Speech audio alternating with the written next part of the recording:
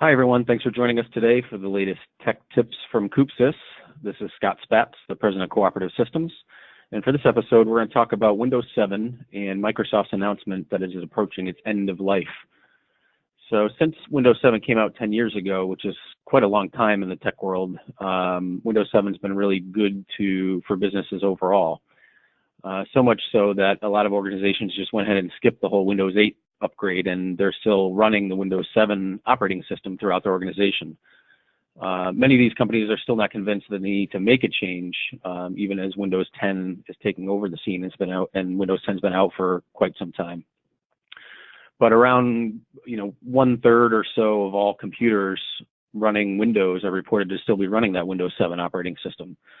And unfortunately for those people and businesses, even though it's been a hugely successful operating system, Microsoft has announced that effective January 14th, 2020, it'll be what they call end of life. Some of you might already be seeing some courtesy notifications from Microsoft telling you that you should upgrade your computer.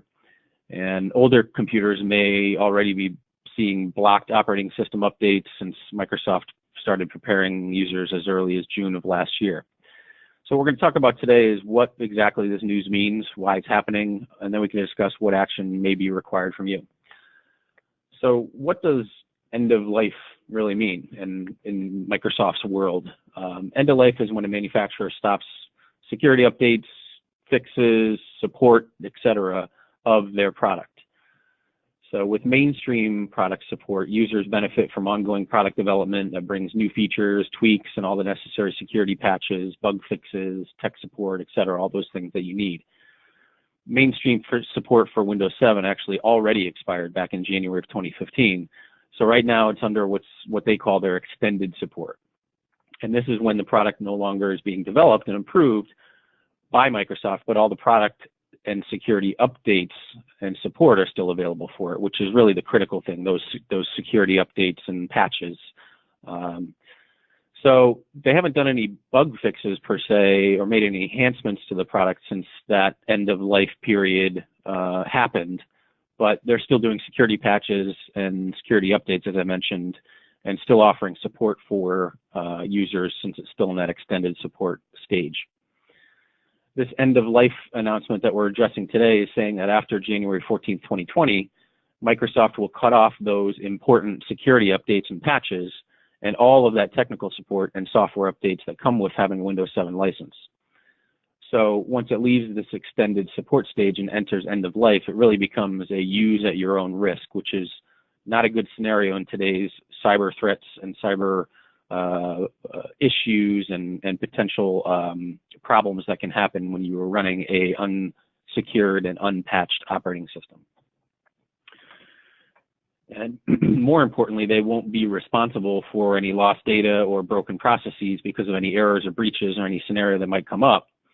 So you're at the mercy of your connections and everything that you're using on your computer, online, etc., and what that brings, hackers and all.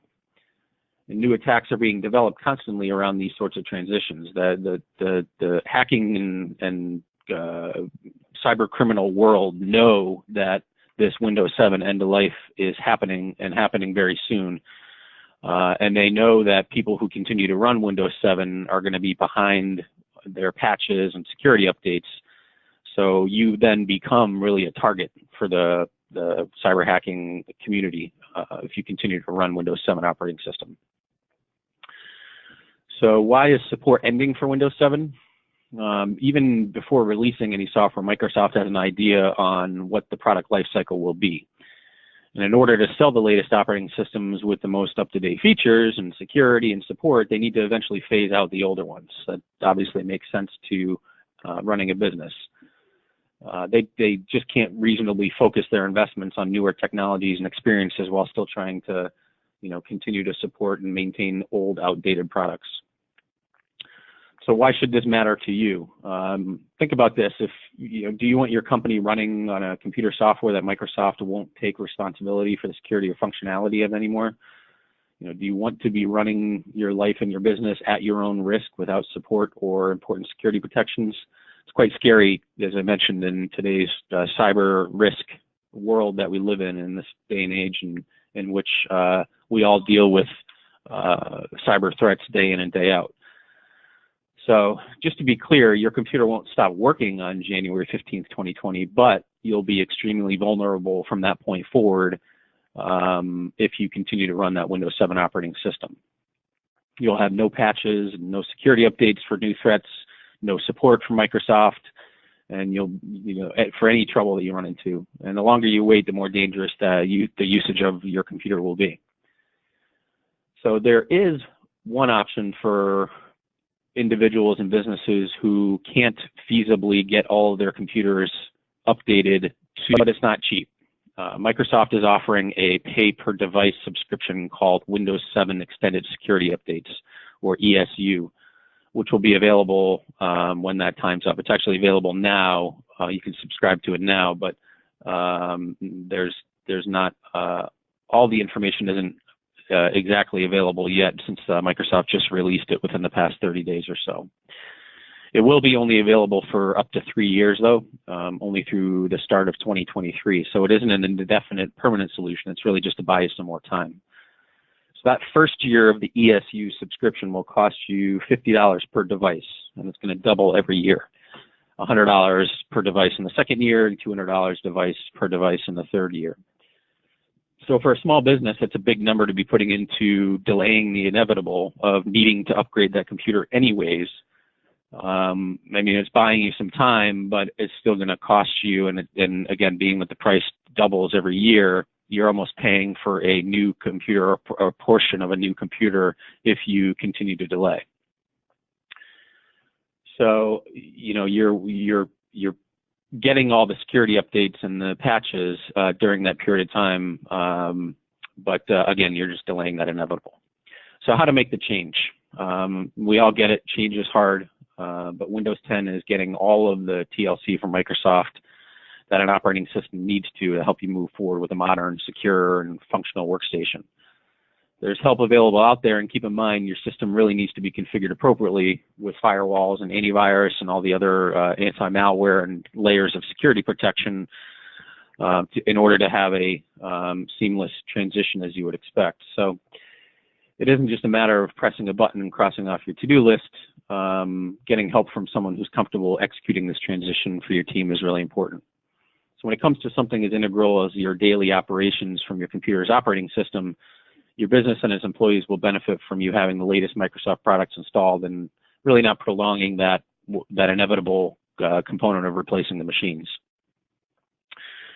So this isn't always a straightforward software change. In some cases, there may be necessary to consider replacing the computer itself. Most of the times, it's not financially appropriate to upgrade the operating system on your computer. It really makes sense to replace the entire computer with a new computer that has the Windows 10 operating system already on it.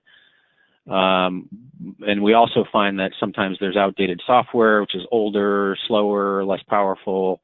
And running on those lower, slower, less powerful machines becomes an issue. So what's available today is likely to be quicker, higher impact, more secure, and likely to have a considerably lower price than the average PC around the time when Windows 7 was the latest and greatest operating system. So here's a basic checklist to kind of start your process. Is identify which machines are running Windows 7 or prior, which hopefully you don't have. Consider your options to upgrade versus replace the computers. And again, most cases it makes the most financial sense to replace the computer as a whole. Develop your roadmap with budgeting and timelines and kind of plan it out. Put your security controls together to account for Windows 7 machines if they won't be upgraded or removed right away, so that extended security update subscription we mentioned. And factor in employee training to adopt your new operating system. So there will be differences of running the Windows 10 operating system versus what people have been accustomed to with Windows 7. So teach them how to be successful. And that wraps it up for today. So thanks for tuning in, and keep an eye out for our next installment of Tech Tips from CoopSys.